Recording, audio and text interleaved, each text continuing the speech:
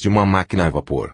Examinemos a estrutura dos olhos, esse aparelho tão complicado que cede tudo o que a indústria do homem pode sonhar, a construção dos ouvidos, tão admiravelmente dispostos para recolher as ondas sonoras, o cérebro, cujas circunvoluções internas se assemelham ao desabrochamento de uma flor. Consideremos tudo isso, depois, deixando o mundo visível, desçamos mais baixo na escala dos seres, penetremos nesses abismos da vida que o microscópio revela-nos, observemos esse formigar de raças e de espécies que confundem o pensamento. Cada gota d'água, cada grão de poeira é um mundo no qual os infinitamente pequenos são governados por leis tão exatas quanto as dos gigantes do espaço. Milhões de infusórios agitam-se nas gotas do nosso sangue, nas células dos corpos organizados. A asa da mosca e o menor átomo de matéria são povoados por legiões de parasitas. E todos esses animálculos são providos de aparelhos de movimento, de sistemas nervosos e de órgãos de sensibilidade que os fazem seres completos, armados para a luta e para as necessidades da existência. Até no seio do oceano, nas profundezas de 8.000 metros, vivem seres delicados, débeis, fosforescentes, que fabricam luz e têm olhos para vê-la. Assim, em todos os meios imagináveis, uma fecundidade ilimitada preside a formação dos seres. A natureza está em geração perpétua.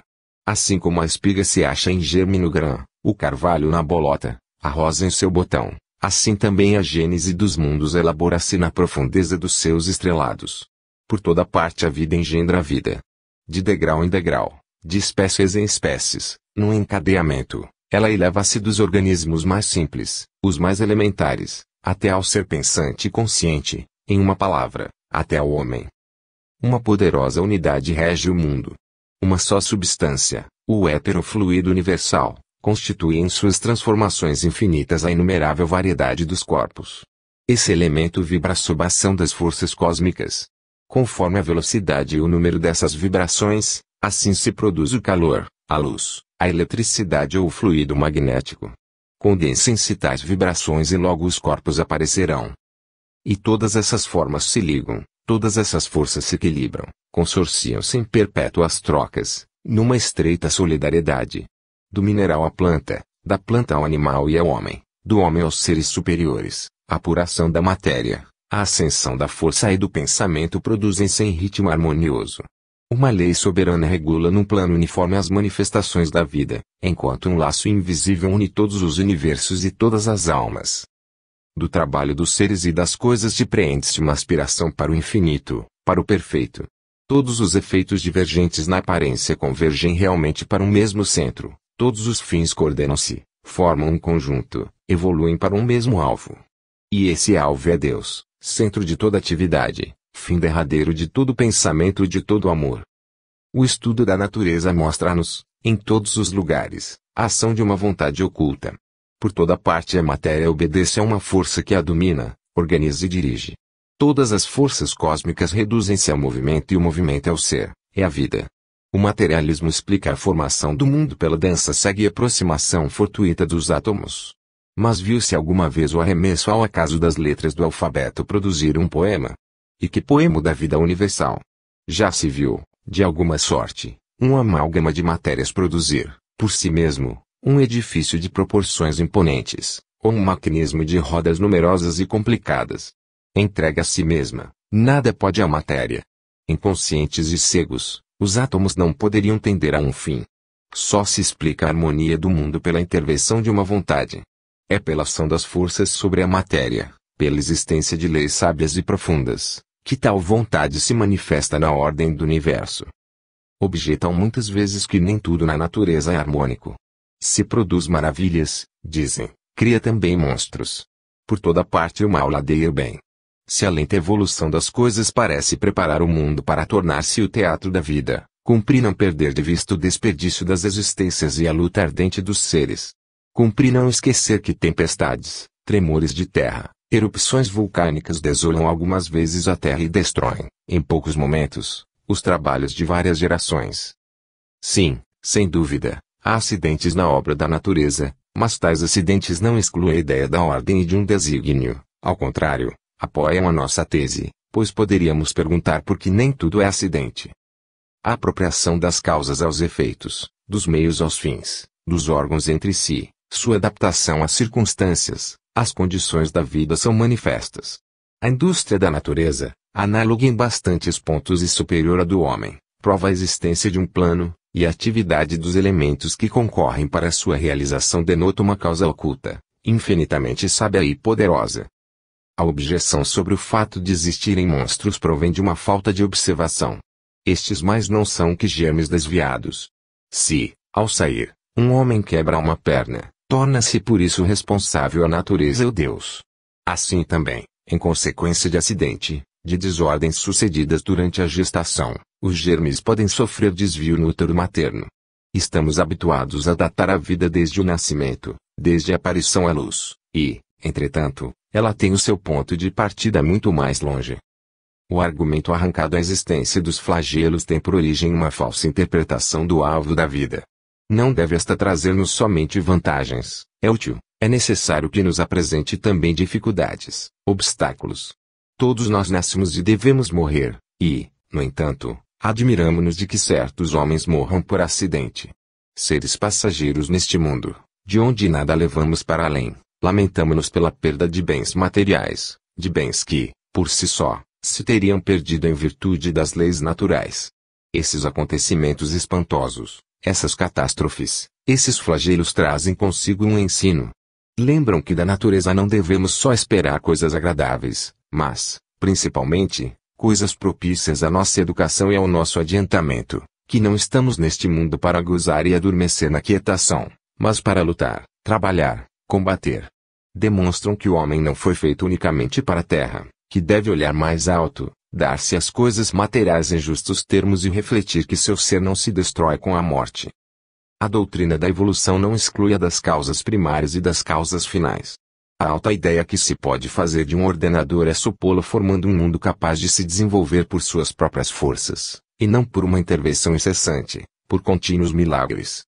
A ciência, à proporção que se adianta no conhecimento da natureza, tem conseguido fazer recuar a ideia de Deus, mas esta se engrandece, recuando.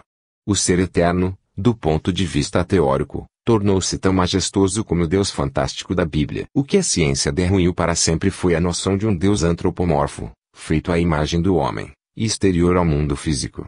Porém, a essa noção veio substituir uma outra mais elevada, a de Deus, imanente, sempre presente no seio das coisas.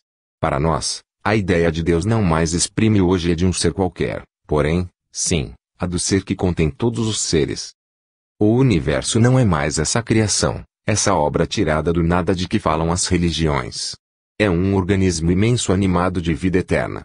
Assim como o nosso corpo é dirigido por uma vontade central que governa os seus atos e regula os seus movimentos, do mesmo modo que através das modificações da carne nos sentimos viver em uma unidade permanente a que chamamos alma, consciência, eu, assim também o universo, debaixo de suas formas cambiantes, variadas, múltiplas, reflete-se, conhece-se, possui-se em uma unidade viva, em uma razão consciente, que é Deus.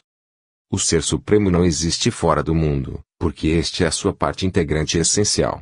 Ele é a unidade central onde vão desabrochar e harmonizar-se todas as relações. É o princípio de solidariedade e de amor, pelo qual todos os seres são irmãos. É o foco de onde se irradiam e se espalham no infinito todas as potências morais, a sabedoria, a justiça e a bondade. Não há, portanto, criação espontânea, miraculosa. A criação é contínua, sem começo nem fim. O universo sempre existiu, possui em si o seu princípio de força, de movimento. Traz consigo seu fito. O universo renova-se incessantemente em suas partes, no conjunto, é eterno. Tudo se transforma, tudo evolui pelo jogo contínuo da vida e da morte, mas nada perece.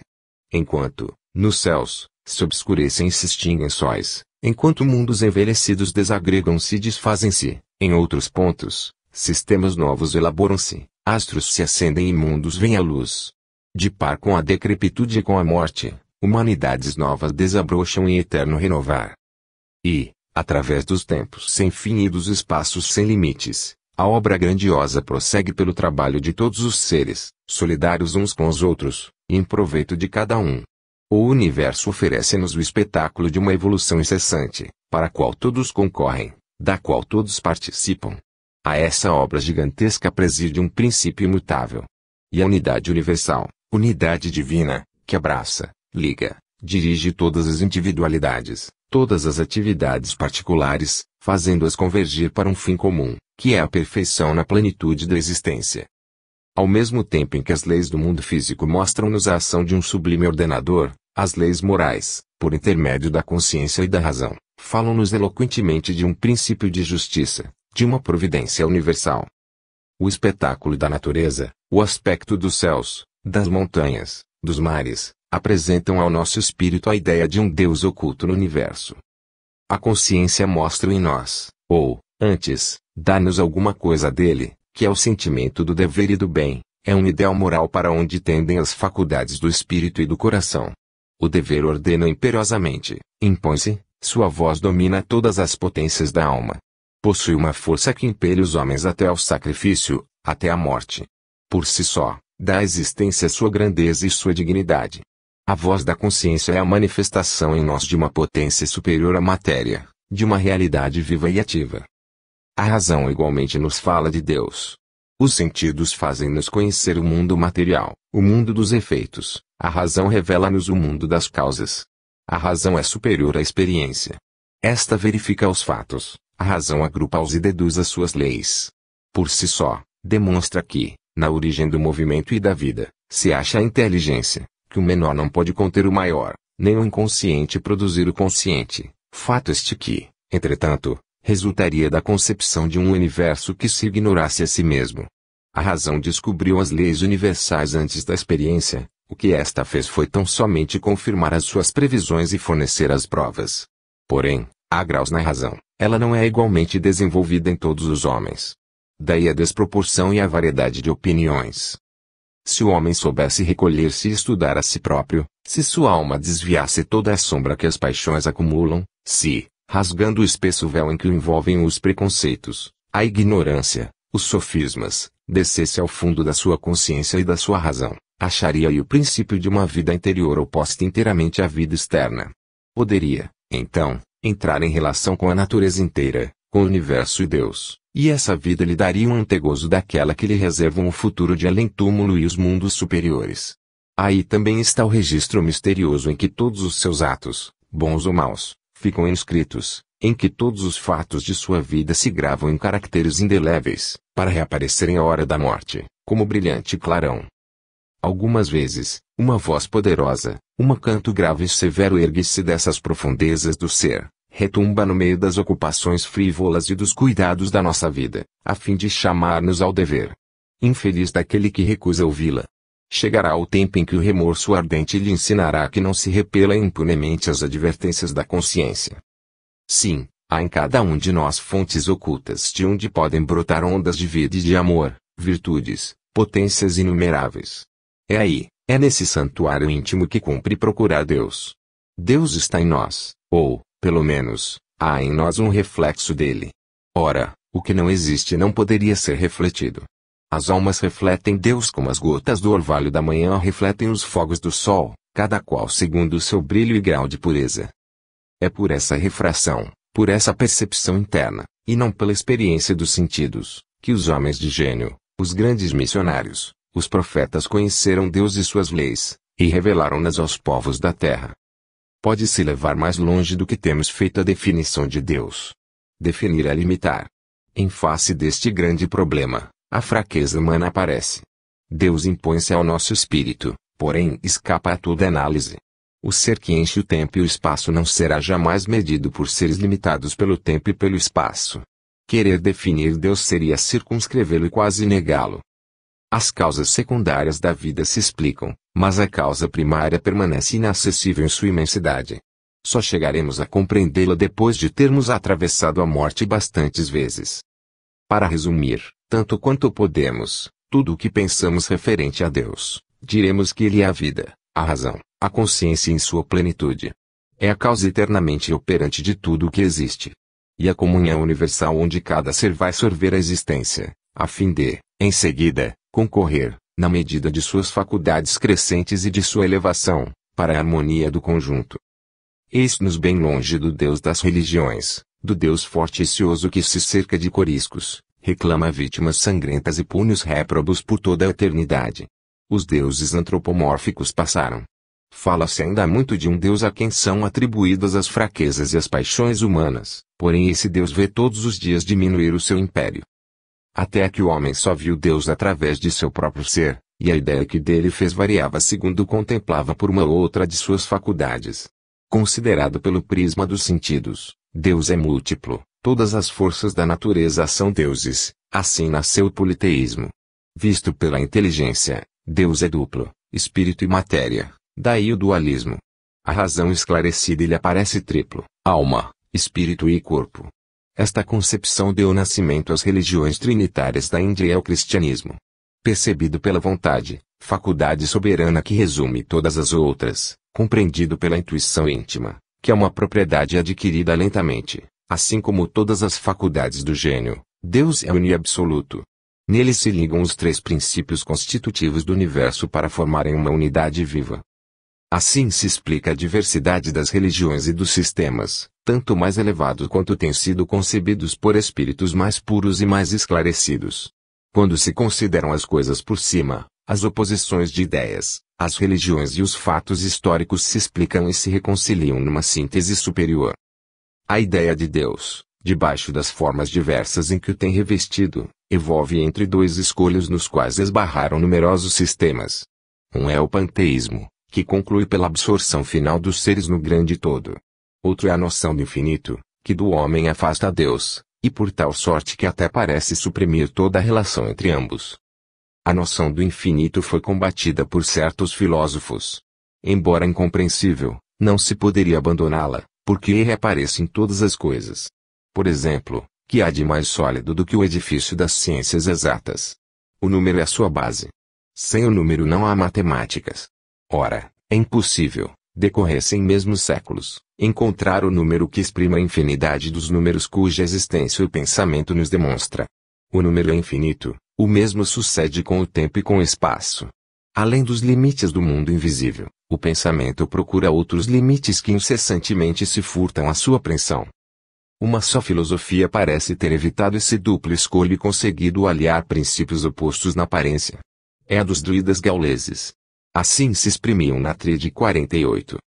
Três necessidades de Deus: ser infinito em si mesmo, ser finito para com o finito, e estar em relação com cada estado das existências no círculo dos mundos. Assim, conforme este ensino, ao mesmo tempo simples e racional, o ser infinito e absoluto, por si próprio, faz-se relativo e finito com as suas criaturas, desvendando-se sem cessar sob aspectos novos, na medida do adiantamento e elevação das almas. Deus está em relação com todos os seres. Penetra-os com o seu espírito, abraça-os com o seu amor, para uni-los em um laço comum e assim auxiliá-los a realizar seus intentos nobres. Sua revelação, ou, antes, a educação que ele dá às humanidades faz-se gradual e progressivamente pelo ministério dos grandes espíritos.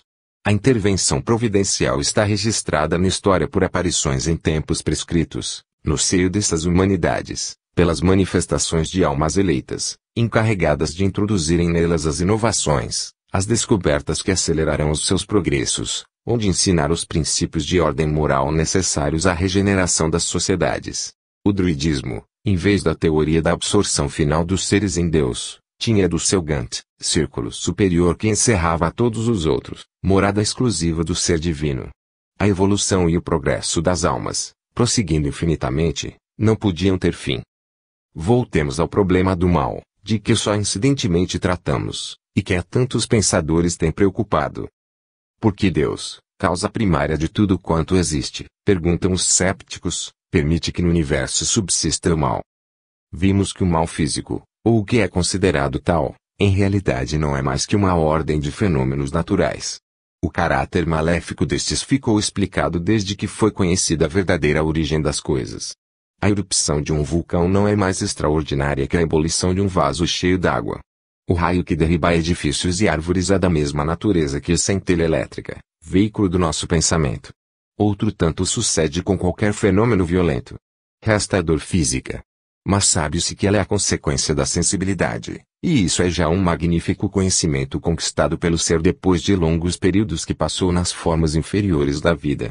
A dor é uma advertência necessária, um estimulante à vontade do homem, pois nos obriga a concentrar-nos para refletir e força-nos a domar as paixões. A dor é o caminho do aperfeiçoamento. Porém, o mal moral, dirão, o vício, o crime, a ignorância, a vitória do mal e o infortúnio do justo, como explicá-los? Primeiramente, em que ponto de vista se coloca quem pretende julgar estas coisas?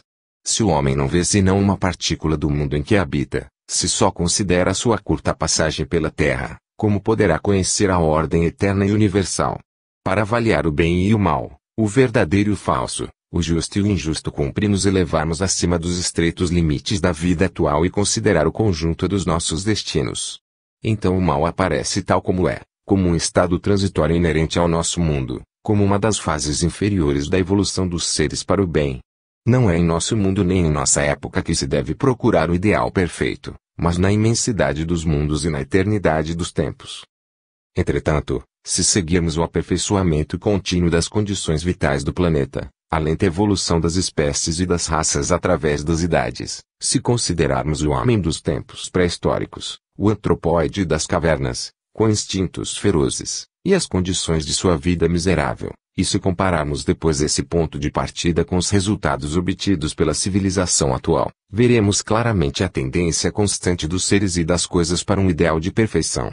A própria evidência, mostrando-nos que a vida sempre se melhora, se transforma e se enriquece, que o montante do bem aumenta sem cessar e que o dos males diminui, obriga-nos a reconhecer esse encaminhamento gradual das humanidades para o melhor.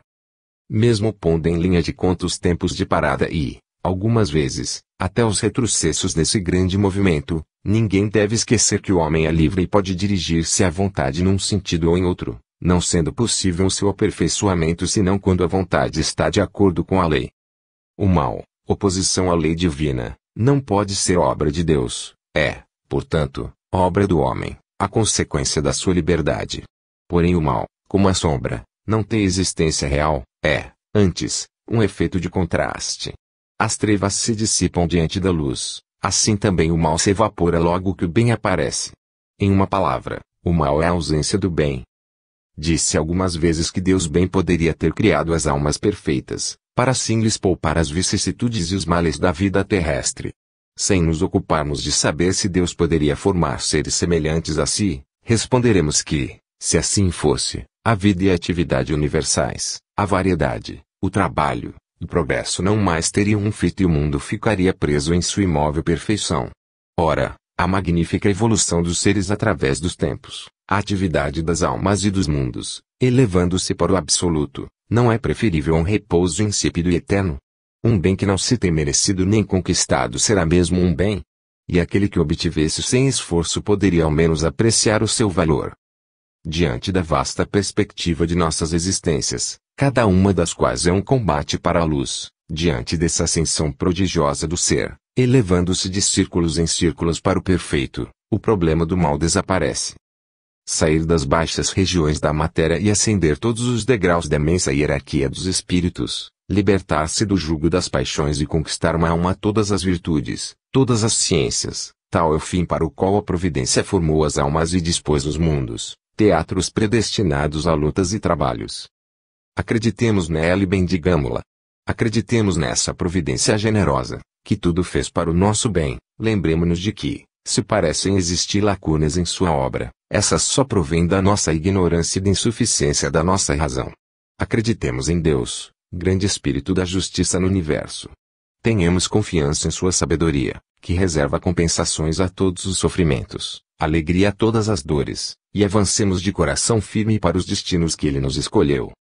É belo, é consolador e doce poder caminhar na vida com a fronte levantada para os céus, sabendo que, mesmo nas tempestades, no seio das mais cruéis provas, no fundo dos cárceres, como à beira dos abismos, uma providência, uma lei divina paira sobre nós, rege os nossos atos, e que, de nossas lutas, de nossas torturas, de nossas lágrimas, fez sair a nossa própria glória e a nossa felicidade.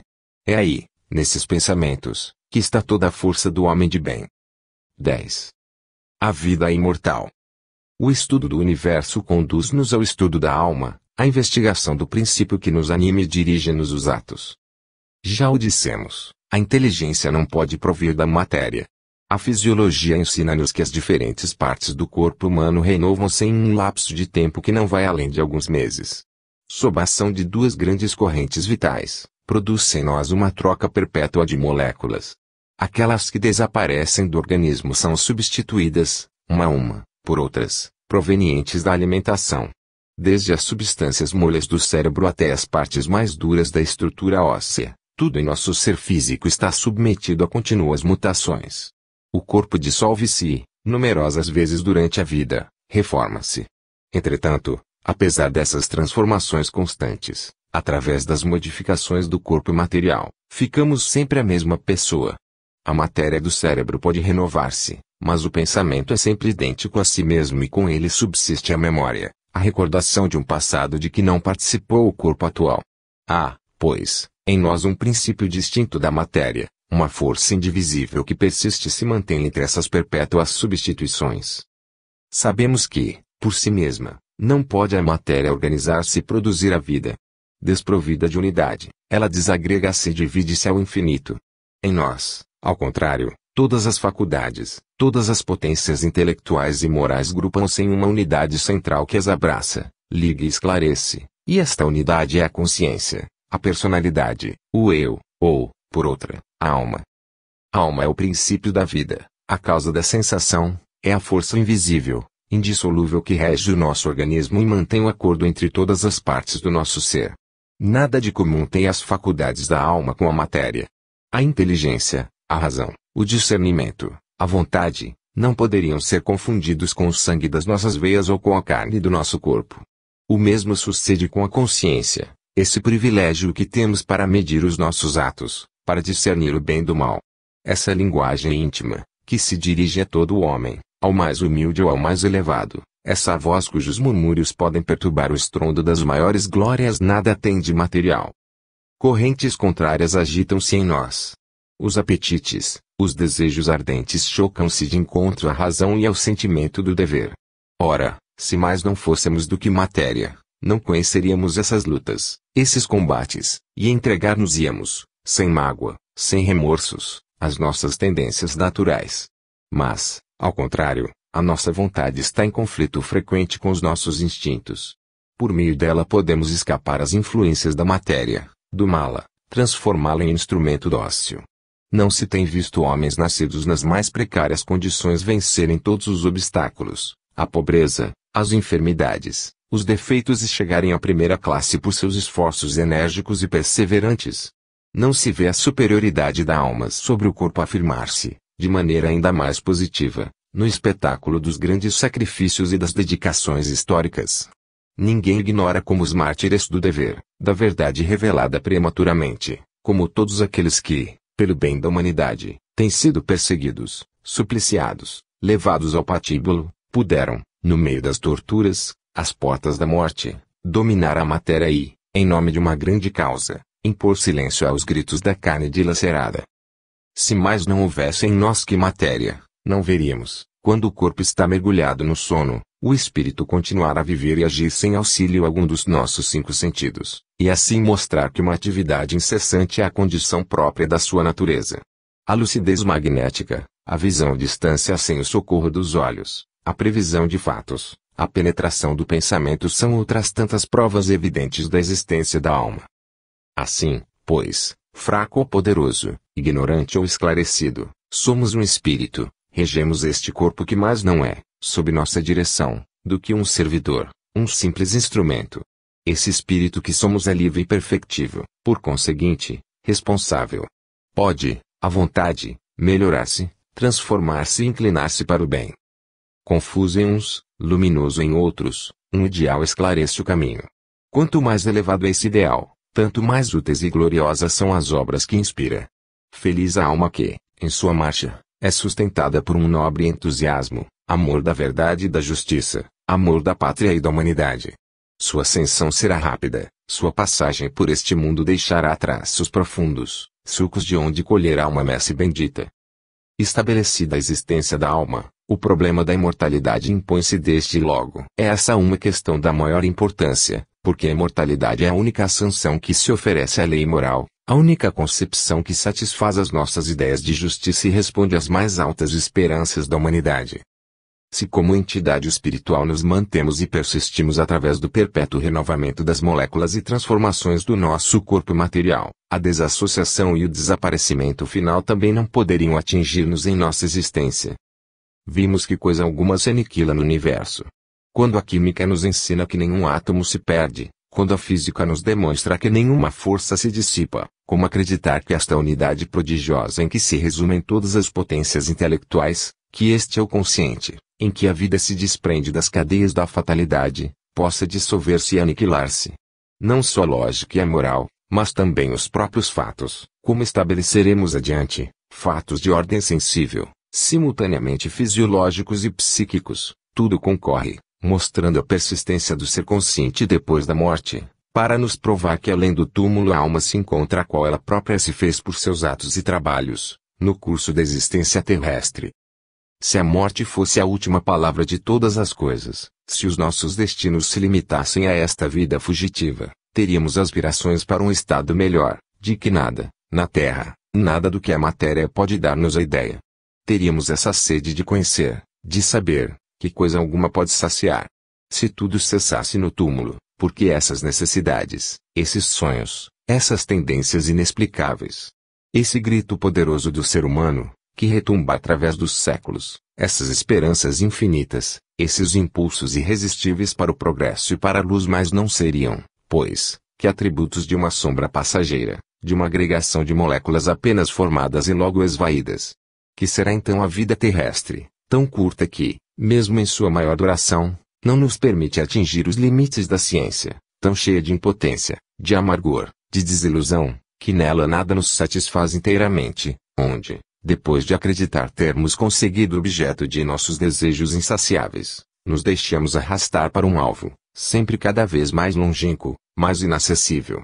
A persistência que temos em perseguir, apesar das decepções, um ideal que não é deste mundo, uma felicidade que nos foge sempre, é uma indicação firme de que há mais alguma coisa além da vida presente.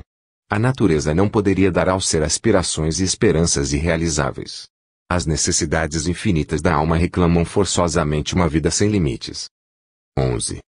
A pluralidade das existências. Sob que forma se desenvolve a vida imortal, e que é na realidade a vida da alma? Para responder a tais perguntas, cumpre ir à origem e examinar em seu conjunto o problema das existências. Sabemos que, em nosso globo, a vida aparece primeiramente sob os mais simples e mais elementares aspectos, para elevar-se, por uma progressão constante, de formas em formas, de espécies em espécies, até ao tipo humano, coroamento da criação terrestre. Pouco a pouco, desenvolvem-se e depuram-se os organismos, aumenta a sensibilidade. Lentamente, a vida liberta-se dos liames da matéria, o instinto cego dá lugar à inteligência e à razão. Teria cada alma percorrido esse caminho medonho, essa escala de evolução progressiva, cujos primeiros degraus afundam-se num abismo tenebroso. Antes de adquirir a consciência e a liberdade, antes de se possuir na plenitude de sua vontade, teria ela animado os organismos rudimentares, revestido as formas inferiores da vida. Em uma palavra, teria passado pela animalidade. O estudo do caráter humano, ainda com o cunho da bestialidade, leva-nos a supor isso. O sentimento da justiça absoluta diz-nos também que o animal, tanto quanto o homem, não deve viver e sofrer para o nada. Uma cadeia ascendente e contínua liga todas as criações, o mineral ao vegetal, o vegetal ao animal e este ao ente humano. Liga-os duplamente, ao material como ao espiritual.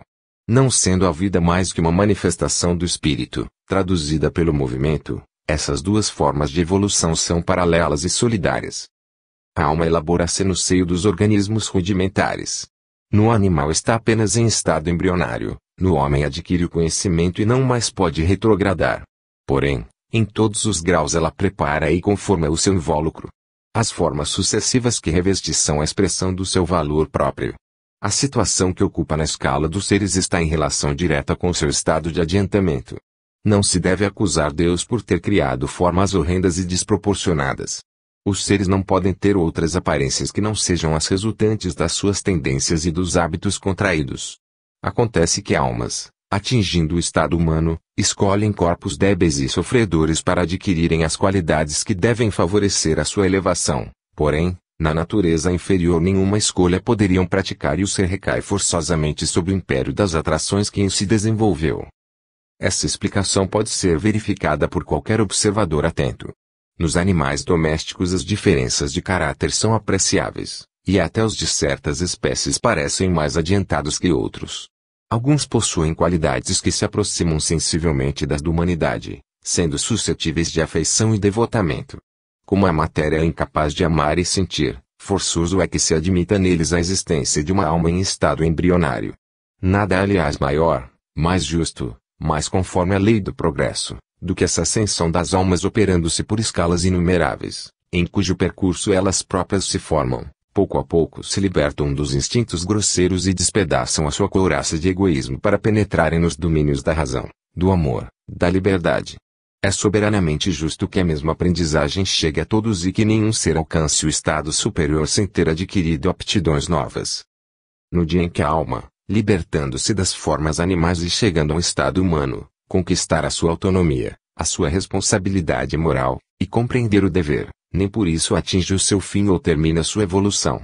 Longe de acabar, agora que começa a sua obra real, novas tarefas chamam-na. As lutas do passado nada são ao lado das que o futuro lhe reserva. Os seus renascimentos em corpos carnais suceder-se-ão. De cada vez, ela continuará, com órgãos rejuvenescidos, a obra do aperfeiçoamento interrompida pela morte, a fim de prosseguir e mais avançar. Eterna viajora, a alma deve subir, assim, de esfera em esfera, para o bem, para a razão infinita, alcançar novos níveis, aprimorar-se sem cessar em ciência, em critério, em virtude. Cada uma das existências terrestres mais não é que um episódio da vida imortal. Alma nenhuma poderia em tão pouco tempo despir-se de todos os vícios, de todos os erros, de todos os apetites vulgares, que são outros tantos vestígios das suas vidas desaparecidas, outras tantas provas da sua origem. Calculando o tempo que foi preciso à humanidade, desde a sua aparição no globo, para chegar ao estado da civilização, compreenderemos que, para realizar os seus destinos, para subir de claridades em claridades até ao absoluto, até ao divino, a alma necessita de períodos sem limites, de vidas sempre novas, sempre renascentes. Só a pluralidade das existências pode explicar a diversidade dos caracteres, a variedade das aptidões, a desproporção das qualidades morais, enfim, todas as desigualdades que ferem a nossa vista.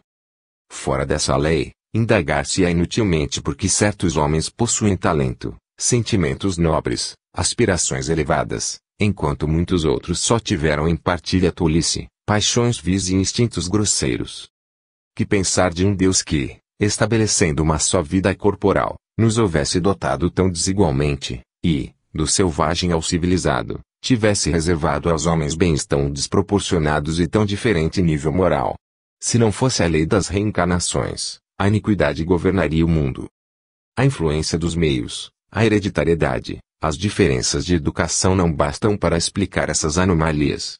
Vemos os membros de uma mesma família, semelhantes pela carne e pelo sangue, educados nos mesmos princípios, diferenciarem-se em bastantes pontos. Homens excelentes têm tido monstros por filhos. Marco Aurélio, por exemplo, foi o genitor de Cômodo. Personagens célebres e estimadas têm descendido de pais obscuros, destituídos de valor moral.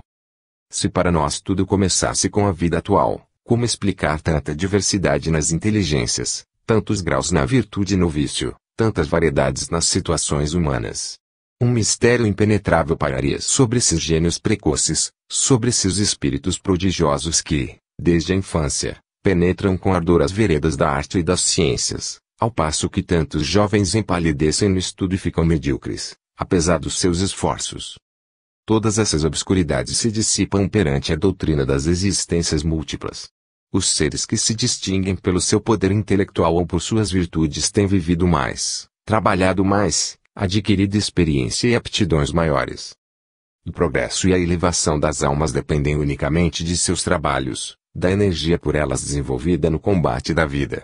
Umas lutam com coragem e rapidamente franqueiam os graus que as separam da vida superior, enquanto outras imobilizam-se durante séculos em existências ociosas e estéreis.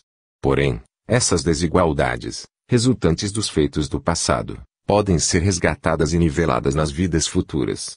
Em resumo, o ser se forma a si próprio pelo desenvolvimento gradual das forças que estão consigo. Inconsciente ao princípio, sua vida vai ganhando inteligência e torna-se consciente logo que chega à condição humana e entra na posse de si mesmo. E aí a sua liberdade ainda é limitada pela ação das leis naturais que intervêm para assegurar a sua conservação. O livre-arbítrio e o fatalismo assim se equilibram e moderam-se um pelo outro. A liberdade e, por conseguinte, a responsabilidade são sempre proporcionais ao adiantamento do ser. Eis a única solução racional do problema. Através da sucessão dos tempos, na superfície de milhares de mundos, as nossas existências desenrolam-se, passam, renovam-se, e em cada uma delas desaparece um pouco do mal que está em nós. As nossas almas fortificam-se, depuram-se, penetram mais intimamente nos caminhos sagrados, até que, livres das encarnações dolorosas, tenham adquirido, por seus méritos, acesso aos círculos superiores, onde eternamente irradiarão em beleza, sabedoria, poder e amor. 12. O alvo da vida. Por esses dados, em torno de nós se estabelece a ordem, o nosso caminho se esclarece, mais distinto se mostra o alvo da vida. Sabemos o que somos e para onde vamos. Desde então não devemos mais procurar satisfações materiais, porém trabalhar com ardor pelo nosso adiantamento. O supremo alvo é a perfeição, o caminho que para lá conduz é o progresso.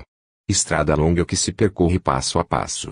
À proporção que se avança, parece que o alvo longínquo recua, mas, em cada passo que dá, o ser recolhe o fruto de seus trabalhos, enriquece a sua experiência e desenvolve as suas faculdades. Nossos destinos são idênticos. Não há privilegiados nem deserdados. Todos percorrem a mesma vasta carreira e, através de 1000 obstáculos, todos são chamados a realizar os mesmos fins. Somos livres, é verdade, livres para acelerar ou para afrouxar a nossa marcha, livres para mergulhar em gozos grosseiros, para nos retardarmos durante vidas inteiras nas regiões inferiores, mas, cedo ou tarde, a cor do sentimento do dever, vem a dor sacudir-nos a apatia e, forçosamente, prosseguiremos a jornada. Entre as almas só há diferenças de graus, diferenças que lhes é lícito transpor no futuro. Usando do livre-arbítrio, nem todos havemos caminhado com o mesmo passo e isso explica a desigualdade intelectual e moral dos homens, mas todos, filhos do mesmo Pai, nos devemos aproximar dele na sucessão das existências, para formar com os nossos semelhantes uma só família, a grande família dos bons espíritos que povoam o universo. Estão banidas do mundo as ideias de paraíso e de inferno eterno. Nesta imensa oficina, só vemos seres elevando-se por seus próprios esforços ao seio da harmonia universal. Cada qual conquista sua situação pelos próprios atos, cujas consequências recaem sobre si mesmo, ligam-no e prendem. Quando a vida é entregue às paixões e fica estéril para o bem, o ser se abate, a sua situação se apouca. Para lavar manchas e vícios, deverá reencarnar nos mundos de provas e ali purificar-se pelo sofrimento. Cumprida a purificação, sua evolução recomeça. Não há provações eternas, mas sim reparações proporcionais às faltas cometidas. Não temos outro juiz nem outro carrasco a não ser a nossa consciência, pois essa consciência, assim que se desprende das sombras materiais, torna-se um julgador terrível. Na ordem moral como na física só há efeitos e causas, que são regidos por uma lei soberana, imutável, infalível. Essa lei regula todas as vidas. O que, em nossa ignorância, chamamos injustiça da sorte não é senão a reparação do passado. O destino humano é um pagamento do débito contraído entre nós mesmos e para com essa lei. A vida atual é a consequência direta, inevitável das nossas vidas passadas, assim como a nossa vida futura será resultante das nossas ações presentes, da nossa maneira de viver. Vindo animar um corpo novo, a alma traz consigo, em cada renascimento, a bagagem das suas qualidades e dos seus defeitos, todos os tesouros acumulados pela obra do passado. Assim, na série das vidas, construímos por nossas próprias mãos o nosso ser moral, edificamos o nosso futuro, preparamos o meio em que devemos renascer, o lugar que devemos ocupar. Pela lei da reencarnação, a soberana justiça reina sobre os mundos. Cada ser, chegando a possuir-se em sua razão e em sua consciência, torna-se o artífice dos próprios destinos. Constrói ou desmancha, à vontade, as cadeias que o prendem à matéria. Os males, as situações dolorosas que certos homens sofrem, explicam-se pela ação desta lei. Toda a vida culpada deve ser resgatada. Chegará a hora em que as almas orgulhosas renascerão em condições humildes e servis, em que o ocioso deve aceitar penosos labores. Aquele que fez sofrer sofrerá a seu turno. Porém, a alma não está para sempre ligada a esta terra obscura. Depois de ter adquirido as qualidades necessárias, deixa e vai para mundos mais elevados. Percorre o campo dos espaços, semeado de esferas e de sóis. Ser-lhe arranjado um lugar no seio das humanidades que os povoam. E, progredindo ainda nesses novos meios, ela, sem cessar, aumentará a sua riqueza moral e o seu saber. Depois de um número incalculável de vidas, de mortes, de renascimentos, de quedas e de ascensões, liberta das reencarnações, gozará a vida celeste, tomará parte no governo dos seres e das coisas, contribuindo com suas obras para a harmonia universal e para a execução do plano divino. Tal é o mistério de psique, a alma humana, mistério admirável entre todos.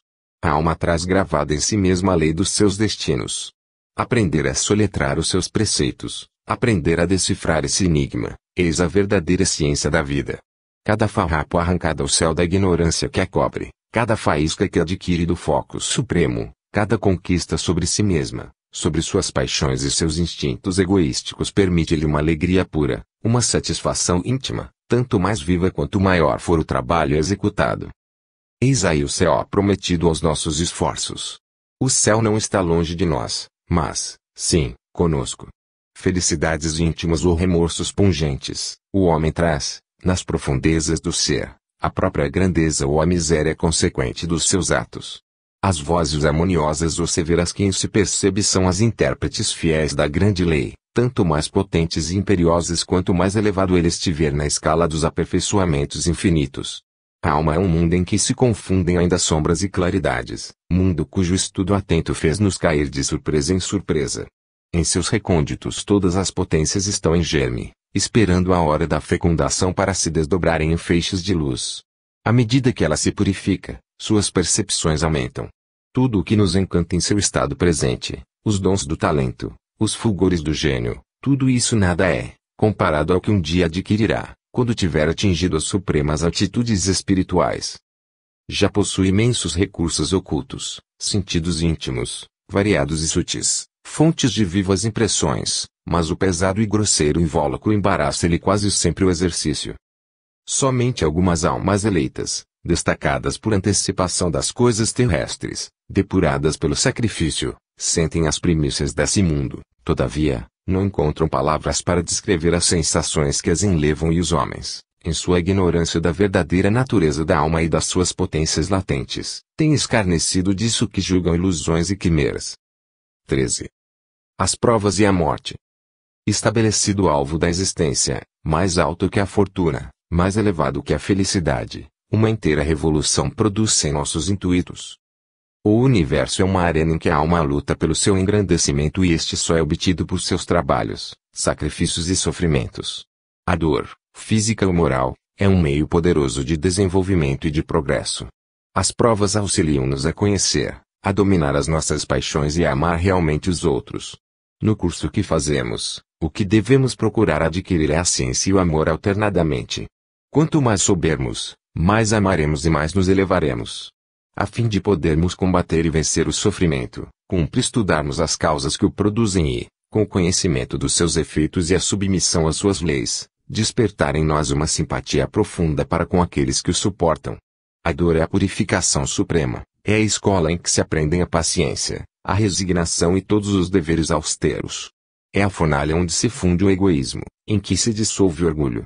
Algumas vezes, nas horas sombrias, a alma submetida à prova revolta-se, renega Deus e sua justiça. Depois, passada a tormenta, quando se examina a si mesma, vê que esse mal aparente era um bem, reconhece que a dor tornou-a melhor, mais acessível à piedade, mais caritativa para com os desgraçados. Todos os males da vida concorrem para o nosso aperfeiçoamento. Pela dor, pela prova, pela humilhação, pelas enfermidades e pelos reveses o melhor desprende-se lentamente do pior. Eis porque neste mundo há mais sofrimento que alegria. A prova retempera os caracteres, apura os sentimentos, doma as almas fogosas ou altivas. A dor física também tem sua utilidade. Desata quimicamente os laços que prendem o espírito à carne, liberta dos fluidos grosseiros que o retêm nas regiões inferiores e que o envolvem, mesmo depois da morte. Essa ação explica, em certos casos, as curtas existências das crianças mortas com pouca idade. Essas almas puderam adquirir na terra o saber e a virtude necessários para subirem mais alto, como um resto de materialidade impedisse ainda o seu voo. Elas vieram terminar, pelo sofrimento, a sua completa depuração.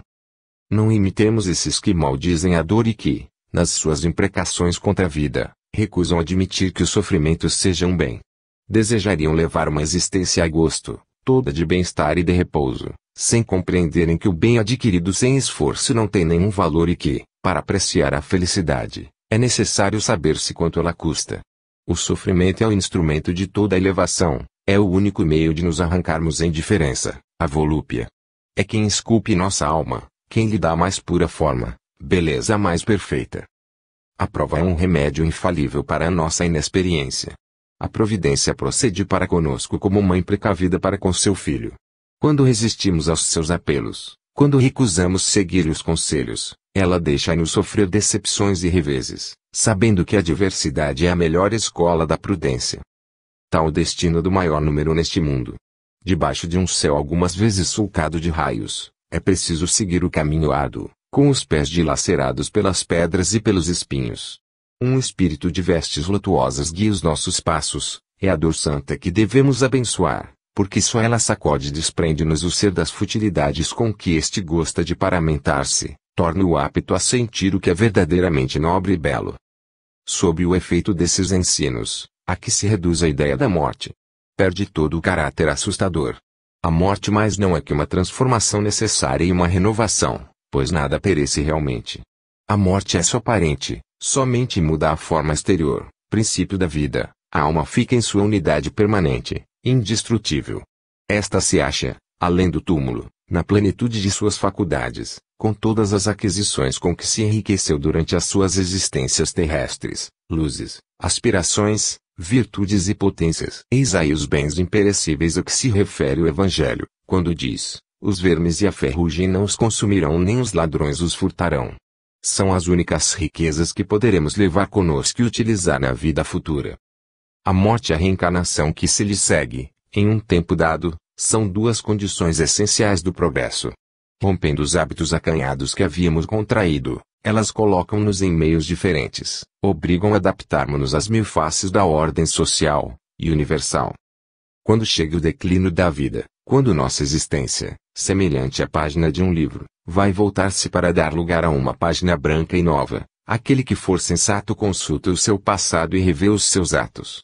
Feliz quem nessa hora puder dizer, meus dias foram bem preenchidos. Feliz aquele que aceitou as suas provas com resignação e suportou-as com coragem. Esses, macerando a alma, deixaram expelir tudo o que nela havia de amargor e fel. Rememorando na consciência as suas tribulações, bendirão os sofrimentos que suportaram e, com a paz íntima, verão sem receio aproximar-se o momento da morte. Digamos adeus às teorias que fazem da morte a porta do nada, ou o prelúdio de castigos intermináveis. Adeus sombrios fantasmas da teologia, dogmas medonhos, sentenças inexoráveis, suplícios infernais. Chegou a vez da esperança e da vida eterna. Não mais há negrejantes trevas, porém, sim, luz deslumbrante que surge dos túmulos. Já vistes a borboleta de asas multicores despira informe crisálida, esse invólucro repugnante, no qual, como lagarta, se arrastava pelo solo. Já a viste solta, livre, voejar ao calor do sol, no meio do perfume das flores. Não há imagem mais fiel para o fenômeno da morte. O homem também está numa crisálida que a morte decompõe. O corpo humano, vestimenta de carne, volta ao grande monturo, o nosso despojo miserável entra no laboratório da natureza, mas, o espírito, depois de completar a sua obra, lança-se a uma vida mais elevada, para essa vida espiritual que sucede à vida corpórea, como o dia sucede à noite. Assim se distingue cada uma das nossas encarnações. Firmes nesses princípios, não mais temeremos a morte. Como os gauleses, ousaremos encará-la sem terror. Não mais haverá motivo para receio, para lágrimas, cerimônias sinistras e cantos lúgubres. Os nossos funerais tornar-se-ão uma festa pela qual celebraremos a libertação da alma, sua volta à verdadeira pátria. A morte é uma grande reveladora. Nas horas de provação, quando as sombras nos rodeiam, perguntamos algumas vezes, por que nasci eu? Por que não fiquei mergulhado lá na profunda noite, onde não se sente, onde não se sofre, onde só se dorme o eterno sono? E, nessas horas de dúvida e de angústia, uma voz vem até nós e diz-nos: sofre para te engrandeceres, para te depurares. Fica sabendo que teu destino é grande. Esta terra fria não é teu sepulcro. Os mundos que brilham no âmbito dos céus são tuas moradas futuras, a herança que Deus te reserva. Tu és para sempre cidadão do universo, pertences aos séculos passados como aos futuros e, na hora atual, preparas a tua elevação. Suporta, pois, com calma, os males por ti mesmo escolhidos. Semeia na dor e nas lágrimas o grão que reverdecerá em tuas próximas vidas. Semeia também para os outros assim como semearam para ti. Ser imortal, caminha com um passo firme sobre a vereda escarpada até as alturas de onde o futuro te aparecerá sem véu. A ascensão é rude e suor inundará muitas vezes o teu rosto, mas, no cimo, verás brilhar a grande luz, verás despontar no horizonte o sol da verdade e da justiça.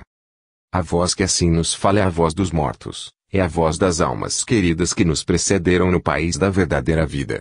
Bem longe de dormirem nos túmulos, elas velam por nós. Do pórtico do invisível vêm-nos e sorriem para nós. Adorável e divino mistério. Comunicam-se conosco e dizem: basta de dúvidas estéreis, trabalhai e amai. Um dia, preenchida a vossa tarefa, a morte nos reunirá. 14. Objeções. É assim que muitas questões insolúveis para as outras escolas são resolvidas pela doutrina das vidas sucessivas. As fortíssimas objeções com que o cepticismo e o materialismo têm feito brechas no edifício teológico, o mal, a dor, a desigualdade dos méritos e das condições humanas, a injustiça aparente da sorte, todos esses tropeços se desvanecem perante a doutrina dos espíritos. Entretanto, uma dificuldade subsiste, uma forte objeção ergue-se contra ela. Se já vivemos no espaço, dizem, se outras vidas precederam ao nascimento, por que de tal perdemos a recordação? Esta objeção, de aparência irrespondível, é fácil de ser destruída. A memória das coisas que viveram, dos atos que se cumpriram, não é condição necessária da existência. Ninguém se lembra do tempo passado no ventre materno ou mesmo no berço. Poucos homens conservam a memória das impressões e dos atos da primeira infância. Entretanto, essas são partes integrantes da nossa existência atual.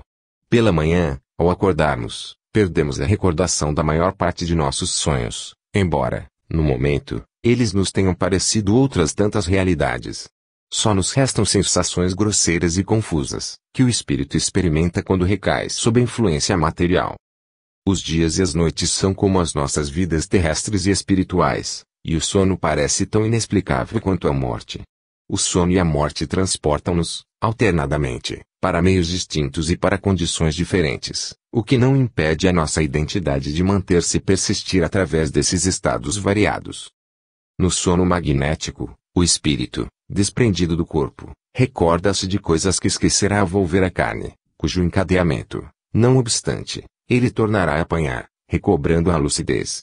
Esse estado de sono provocado desenvolve nos sonâmbulos aptidões especiais que, em vigília, desaparecem, abafadas, aniquiladas pelo invólucro corpóreo. Nessas diversas condições, o ser físico parece possuir dois estados de consciência, duas fases alternadas de existências que se encadeiam e se envolvem uma na outra. O esquecimento, como espessa cortina, separa o sono do estado de vigília, assim como divide cada vida terrestre das existências anteriores e da vida dos céus. Se as impressões que a alma sente durante o decurso da vida atual, no estado de desprendimento completo, seja pelo sono natural ou pelo sono provocado, não podem ser transmitidas ao cérebro, deve-se compreender que as recordações de uma vida anterior se-lo-ia mais dificilmente ainda. O cérebro não pode receber e armazenar senão as impressões comunicadas pela alma em estado de cativeiro na matéria. A memória só saberia reproduzir o que ele tem registrado. Em cada renascimento, o organismo cerebral constitui para nós uma espécie de livro novo, sobre o qual se gravam as sensações e as imagens. Voltando à carne, A alma perde a memória de quanto viu e executou no estado de liberdade, e só tornará a lembrar-se de tudo quando abandonar de novo a sua prisão temporária. O esquecimento do passado é a condição indispensável de toda prova e de todo progresso. O nosso passado guarda suas manchas e nódoas. Percorrendo a série dos tempos, atravessando as idades de brutalidade, devemos ter acumulado bastantes faltas, bastantes iniquidades. Libertos apenas ontem da barbaria, o peso dessas recordações seria cabrão.